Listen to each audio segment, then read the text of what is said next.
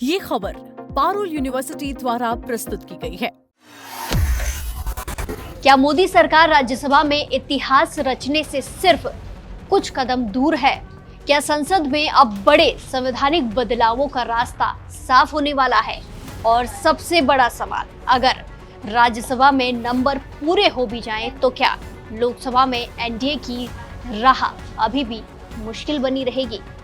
ये सब सवालों के जवाब आज इस वीडियो में आपको बताते हैं।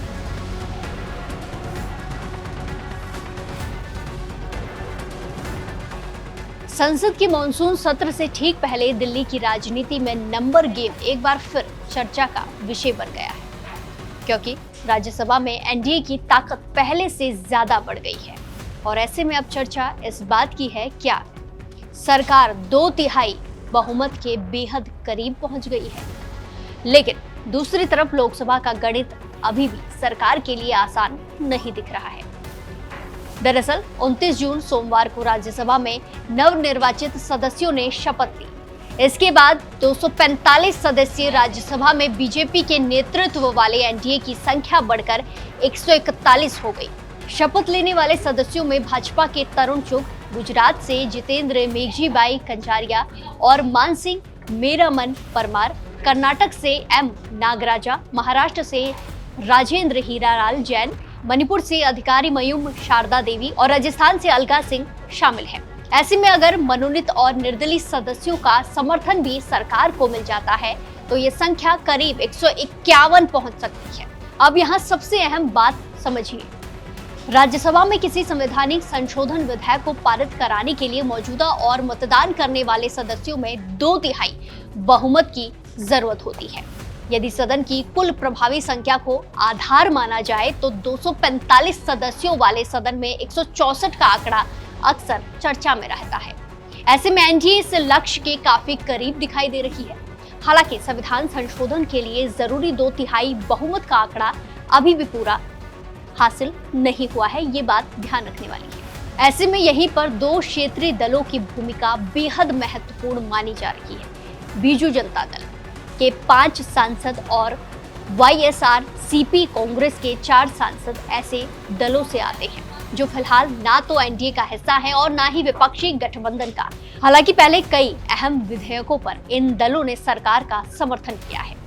अगर इस बार भी ऐसा होता है तो एनडीए का आंकड़ा लगभग 160 तक पहुंच सकता है, यानी सरकार 2/3 बहुमत से सिर्फ कुछ सीटें ही दूर रह जाएगी। इसी वजह से राजनीतिक गलियारों में चर्चा तेज हो गई है कि आने वाले समय में सरकार बड़े संवैधानिक विधेयकों को आगे बढ़ाने की कोशिश कर सकती है। क्यों? क्योंकि संसद का मॉनसून सत्र शुरू होने वाला है। हालांकि सरकार की ओर से अभी तक किसी नए संविधान संशोधन विधेयक को लाने की आधिकारिक घोषणा नहीं की गई है, इसलिए फिलहाल इसे राजनीतिक अटकलों के तौर पर ही देखा जा रहा है। लेकिन ये बात भी ध्यान देने वाली है कि विधेयकों को पास कराने के लिए दोनों ही सदनों में 2/3 बहुमत की जरूरत होगी। राज्यसभा में तो एनडीए 2/3 बहुमत के बेहद करीब है, लेकिन लोकसभा में अभी भी 2/3 बहुमत पास करने के लिए एनडीए के सामने बड़ी चुनौती है। ये जग जाहिर है कि अप्रैल में संसद के पिछले सत्र के दौरान लोकसभा में महिला आरक्षण को लेकर विधेयक पेश किया गया, जो पास नहीं हो सका। इस दौरान बीजेपी अध्यक्ष नवीन पटनायक ने परिसीमन प्रक्रिया को महिला आरक्षण विधेयक से जोड़ने की सरकार की योजना का विरोध किया था। इस बीच एक और दिलचस्प चर्चा पश्चिम बंगाल की 3 खाली राज्यसभा सीटों को लेकर भी है। राजनीतिक विश्लेषकों का मानना है कि यदि भविष्य में इन सीटों पर उपचुनाव होते हैं और उनका परिणाम एनडीए के पक्ष में जाता है तो उसका संख्या बल और ज्यादा बढ़ सकता है। हालांकि ये भविष्य की राजनीतिक परिस्थितियों पर निर्भर करेगा। अब बात करते हैं लोकसभा की, जहां तस्वीर बिल्कुल अलग नजर आती है। राज्यसभा में मजबूत होने के बावजूद सरकार के सामने असली चुनौती लोकसभा में है। क्यों? क्योंकि लोकसभा में एनडीए के पास स्पष्ट बहुमत जरूर है, लेकिन 2/3 बहुमत का आंकड़ा हासिल करना अभी भी आसान नहीं है। फिलहाल 3 सीटें खाली हैं। अगर इन तीनों सीटों पर भी एनडीए जीत दर्ज कर लेती है तो भी 2/3 बहुमत के लिए जरूरी 360 के जादुई आंकड़े से एनडीए थोड़ा पीछे रह जाएगी। यानी कि 2/3 बहुमत के जादुई आंकड़े तक पहुंचने के लिए उसे अतिरिक्त समर्थन की जरूरत पड़ेगी। यही वजह है कि राज्यसभा में बढ़ती ताकत के बावजूद मोदी सरकार के सामने असली चुनौती लोकसभा में बनी हुई है। हालांकि राजनीति में नंबर गेम यानी संख्या बल के खेल में अपने विरोधियों को पिछाड़ने का बीजेपी का पुराना रिकॉर्ड रहा है। वहीं इस पूरे घटनाक्रम के बीच राजनीतिक चर्चाओं में तृणमूल कांग्रेस टीएमसी के कुछ बागी नेताओं के दावों का भी जिक्र हो रहा है। दावा किया जा रहा है कि भविष्य में पार्टी के कुछ और सांसद इस्तीफा दे सकते हैं।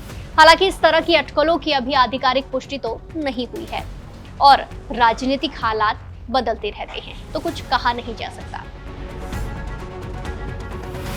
अब सवाल यह है कि ये खबर इतनी महत्वपूर्ण क्यों है? क्योंकि संसद में सिर्फ साधारण बहुमत होना और 2/3 बहुमत होना दोनों अलग अलग बातें हैं।